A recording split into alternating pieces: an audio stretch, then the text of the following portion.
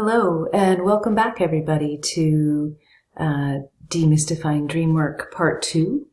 And this is corresponding to Chapter 13 in the Dream Book. And this is where we talk about big dreams. And we have actually discussed some big dreams already, but in this particular module, we're going to concentrate on those dreams that really are numinous or particularly special dreams that can be memorable and throughout your lifetime and can be revisited again and again. And I think even if people don't tend to work with other dreams, these are the kinds of dreams that really are arresting and get your attention and have something important to say that feels like it's larger than our personal experience and enlarges us in the process of our experiencing them.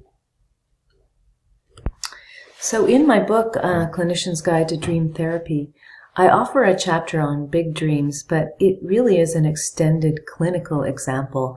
And so I don't really go much into the characteristics of big dreams themselves.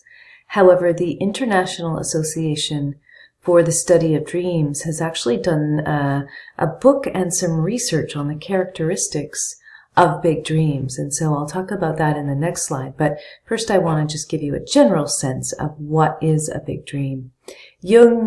Carl Jung coined the phrase for dreams that are archetypal, so that have universal significance and that seem to be much larger than the person's own personal realm, that seem to extend beyond that and to the transpersonal realm.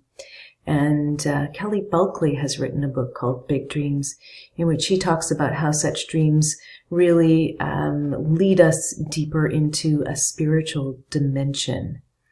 They are numinous and memorable for our lifetime, and they're qualitatively different from everyday dreams in that they're clear and not so disjointed, and they seem to come from a different place and express themselves in a really quite different way than a typical dream would.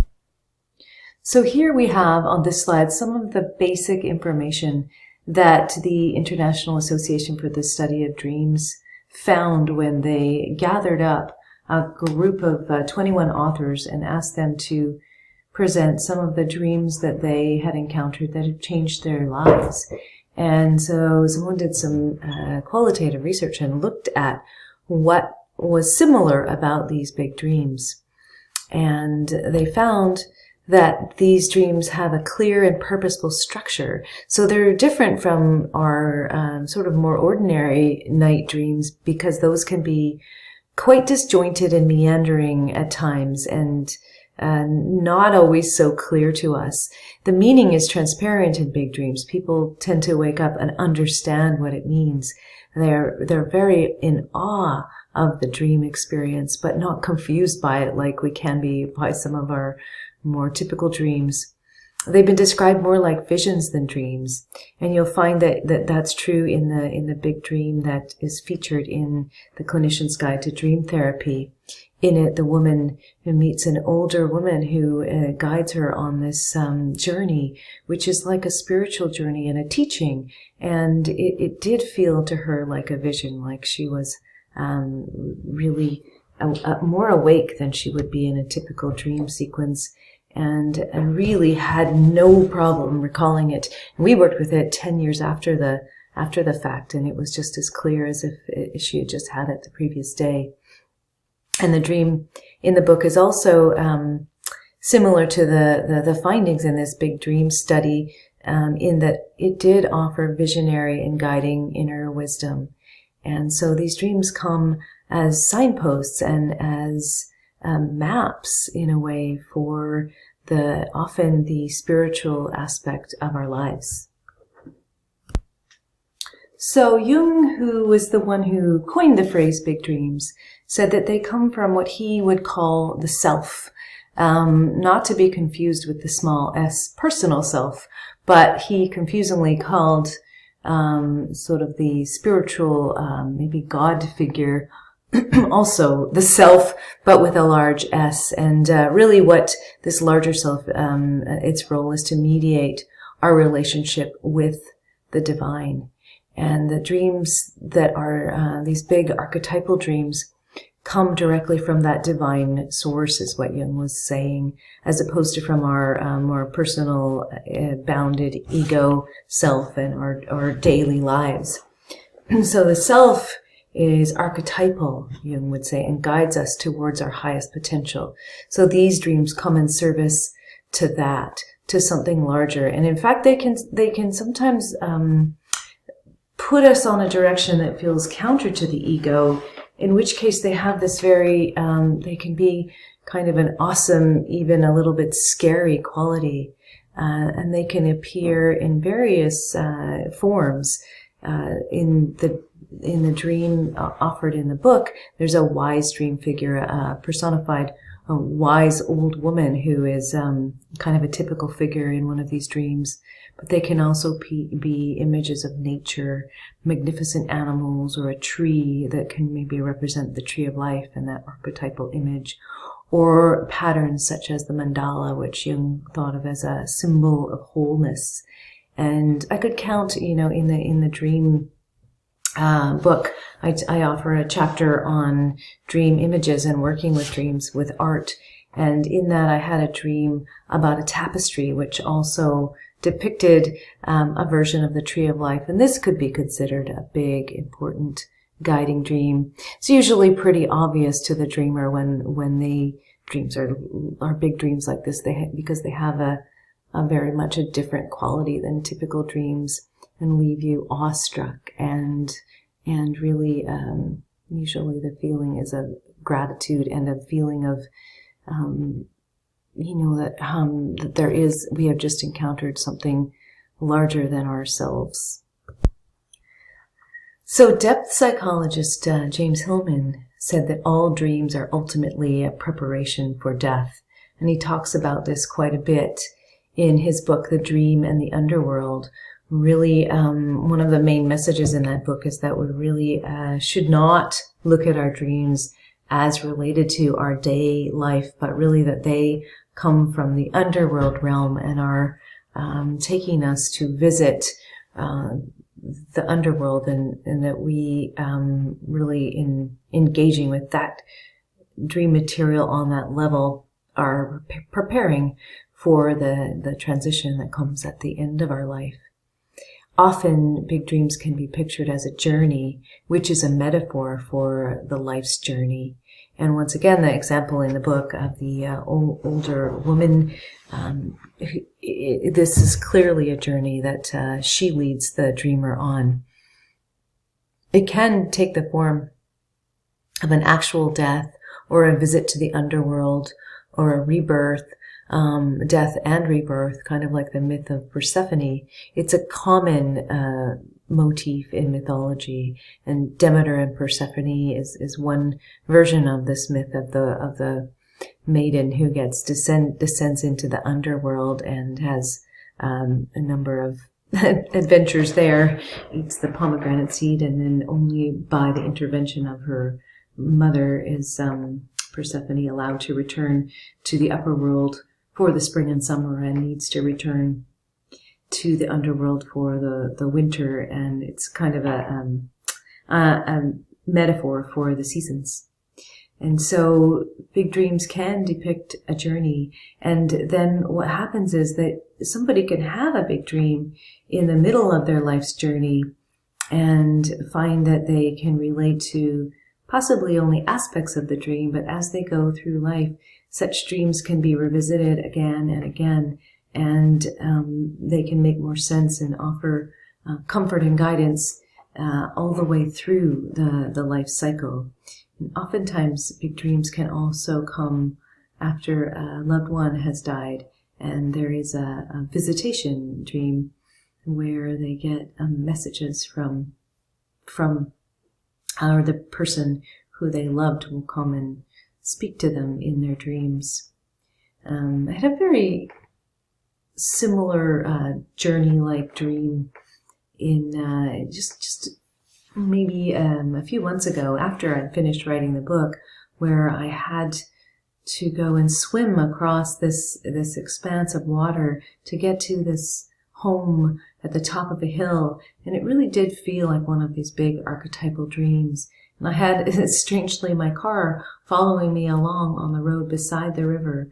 But there was an understanding that I couldn't take my car all the way, the car being more of a sort of daily life vehicle, and I had to swim and I had to crawl out of the water and crawl up the cliff to get to this place. And when I did, I'd found that I had this phrase in my mind that I had found my people. And at first I thought I was going to something like a gathering, a cocktail party, a meeting. It felt sort of like it had that feeling, like there was people there that I would just kind of, visit with. But it turned out that once I got there, there was no talking, no sort of mingling, socializing, but everybody had many conversations going on at the same time, but they were all telepathic.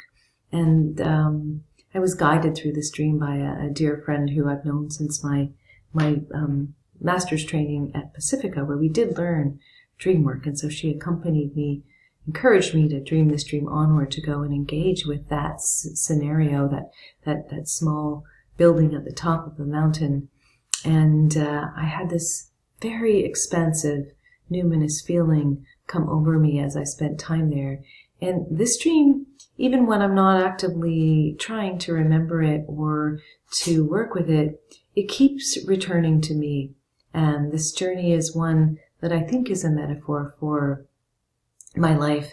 And it brings a great deal of comfort, because the vision feels like a guide, but also like an encouragement. And there's a sense of really an understanding that I will get there. I will get to this place, and that the journey is through the water, and it's slower than the car, but there's something quite spiritual and quite important about emerging from the ocean. And you see that the metaphors that are contained in Big Dreams tend to be quite universal, as opposed to the personal ones that we can apply to other types of dreams. There were some new ideas that emerged from the IASD study that went beyond Jung's ideas about big dreams. For example, Jung never really said much about lucid dreaming, and what the IASD study found is that lucidity can be present within the dream, and that aspect of it can also bring growth, as the dream ego often faces their fear and transforms it in these big dreams.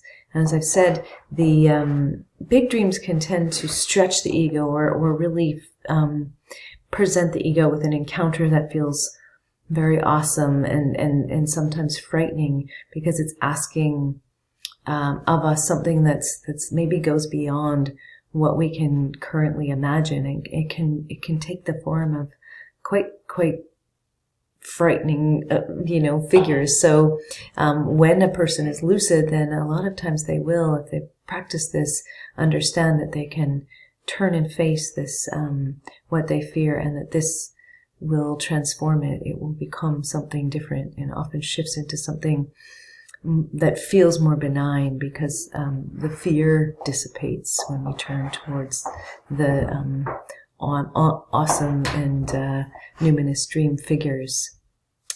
Something else that the study found was that some of these big dreams can transcend time and space.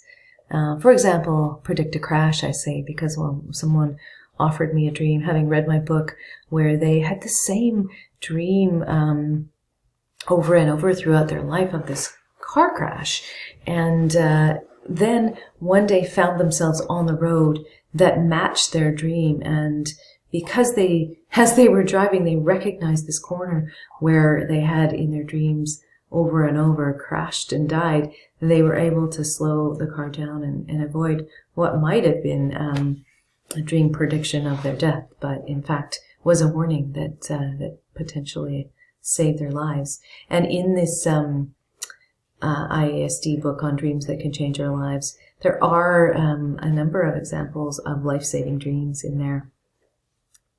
So the other thing that the IASD study found is that genetic and cellular or somatic consciousness may be present, such as a dreaming of an ancestral memory or warnings of physical illness. And I've alluded to that when I suggest that there are some dreams that can save our lives, because there's been many reports of dreams pointing to specific areas of the body and really alerting the dreamer to something wrong, having images that are very disturbing and really disturbing enough to cause the dreamer to investigate.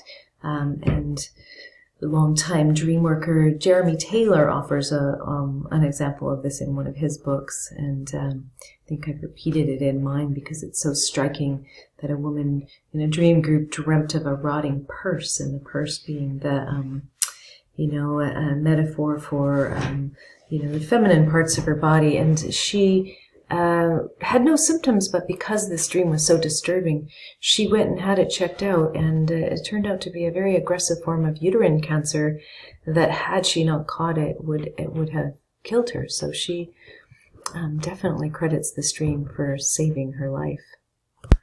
The other thing to note about big dreams, and this is also goes beyond what Jung originally said, but is definitely something offered by many other dream workers, is the idea of dreams that are communal, or dreams that are for our collective or world unconscious. They can bring a sense that the dreams are really more about the world outside of us than the individual. And this is really not a new idea. It's an old idea. There's a lot of cultures in the world who've paid attention to dreams over long periods of time, the Aboriginal culture being one of many examples, where dreams were always considered collective property, that the images and the messages that come into someone's dreams really belong to the community and are brought into the community and taken seriously as something for everyone to consider. And Stephen Eisenstadt, the founder of Pacifica Graduate Institute, would speak about another level beyond the collective unconscious that Jung named, something he called the world unconscious, where dreams can take a step beyond the human collective unconscious and really be about what's going on in the world. So that if we dream of whales, for example, that this is the dreaming of the whales speaking to us and maybe inviting us to hear their plight and respond. One example of this, what Eisenstadt is talking about, is offered in the IASD book on impactful dreams. And in this dream, a woman dreams of an entire continent sinking, and she rescues a desperate poodle from this scenario, feels the futility of this, rescuing this one little dog when the entire continent is sinking. But then, as a result of this dream, she changes her life path and pursues a PhD in psychological responses to climate change. And certainly the vision of the entire continent sinking could be the world's dream about the desperate straits that the world is now in, and inviting us. The dreams can pull us as a collective toward action, because they don't just depict a scenario that we can all understand, that there is a climate crisis happening, but the dreams, what I find that they do that takes it a step forward and takes it deeper, is that the dreams really also bring us into direct experience with the feelings associated with the scenario that they're depicting. So we feel it much more deeply. It's not an intellectual exercise at all. Dreams are so deeply felt and experienced that they really galvanize us to do something about them, to change, to respond, not just to our own lives, but in this case, in the case of communal dreams that are for all of us, they ask us to respond to the entire world and to something much greater than ourselves. So I've been alluding to this in all of the previous slides, but the simple way to put it is that big dreams reflect spiritual consciousness and bring a direct experience of the spiritual dimension, of aspects of life and the world that are bigger than us, beyond our understanding, and they really are one of the ways that we can directly experience that spiritual dimension. And as Hillman said, dreams of the beyond can help us prepare for death, when we will change our form and potentially enter that spiritual dimension. Nobody is really quite sure what happens, but dreams seem to give an inkling, and it seems as well that the quality of dreaming changes toward the ends of our lives, and it really do usher us into that transition. And in the book, with the honorary woman, in the chapter, that it also feels like that kind of a dream that really links to the spiritual dimension and to the transition beyond our current life. So there's been a lot of description of big dreams and documentation of big dreams and ideas about what differentiates big dreams from other dreams, but not so much has been written about how to work with these big dreams in practice, or if we're going to work with our own dreams. And I would say one of the main things is that the dream work really is quite different with these dreams, because we don't have to discover what they're about. We don't need to explore the mystery or the metaphor, because they're usually very clear. And so it's more of an honoring or a witnessing, a way to really invite the dreamer to be in relationship to this dream, and maybe ask, this is a question from Stephen Eisenstadt, maybe ask, how can the dreamer act in service to this dream? How can I honor this dream? What is it asking of me? And the dream might suggest rituals or creative acts to interact with the dream, to bring it into the material world, to create an altar or a piece of art, or to go on a journey, or enact some aspect of the dream, or continue the relationship. If there's a very wise figure in the dream, it might mean that this figure becomes part of an ongoing dialogue, an active imagination, similar to the way Jung did with some of his dream figures. A creative process can bring the symbol and object to continue to honor and interact with the dream. And I really feel like with myself, with the dream of the river and the going crawling up the cliff to the house, that particular dream I will continue to interact with throughout my life, and keep it in front of me, or keep it beside me. So and really think about ways that I can live that in my body, because it sounds like a simple dream, but my felt sense of the dream is of something very important to follow. And so I look at that, the way that dream has told me the journey is, by water and not by car, and something about what that stands for feels like a direction for my life. And so I think these big dreams can vary tremendously, but the common thread in them is that they really seem to ask something of the dreamer. They bring such a big feeling that the dreamer is not a hardship or not a difficulty to pay attention to this dream, or to act in service of it. And I feel like these are the dreams that we can revisit through the rest of our lives. And these are also the dreams that make people pay attention to their dreams and realize that there's something important and something bigger than us that is going on within our dreams. Thank you.